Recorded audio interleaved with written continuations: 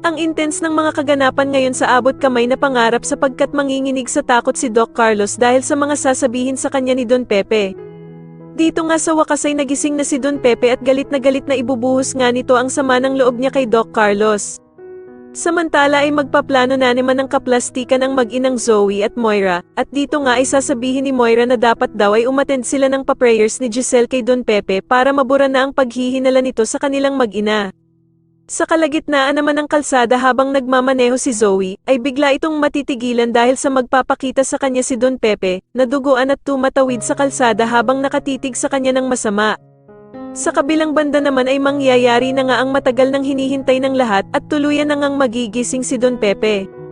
Magsasagawa naman ng padasal si Giselle para sa paggaling ng ama niyang si Don Pepe at dito nga ay pupunta ang mga kaibigan ni Annalyn at ang lahat ng nagmamahal sa kanya. Samantala ay tatanungin naman ni Giselle si Doc Lindon kung ano nga ba daw ang naging sanhi ng naging cardiac arrest ng ama niyang si Don Pepe. Ngunit hindi siya masasagot ni Doc Lindon dahil sa hindi daw siya ang kasama ni Don Pepe nang mangyari sa kanya ito. Pero sasabihin naman ni Annalyn na si Doc Carlos nga daw ang naabutan nilang kasama ni Don Pepe kung saan ay nagsasagawa nga daw ito ng pagre-revive sa lolo Pepe niya.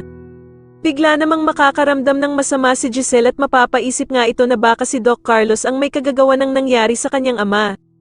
Samantala habang kinakausap naman ni Doc Carlos itong si Don Pepe at sinasabihan ng sana daw ay mamatay na ito, ay bigla namang didilat ang mga mata ni Don Pepe at tititigan nga nito ng masama si Doc Carlos. Sa tingin niyo makulong na nga kaya talaga ang mag-inang Zoe at Moira pati na din ang kasabwat nilang si Doc Carlos, mas lalo na nga talagang nagiging exciting ang mga susunod na kaganapan kaya naman ay mas lalo pa nating abangan ang mas lalong gumigandang abot kamay na pangarap. Maraming salamat po sa inyong panonood at sana po ay masubscribe niyo ako. Maraming salamat po.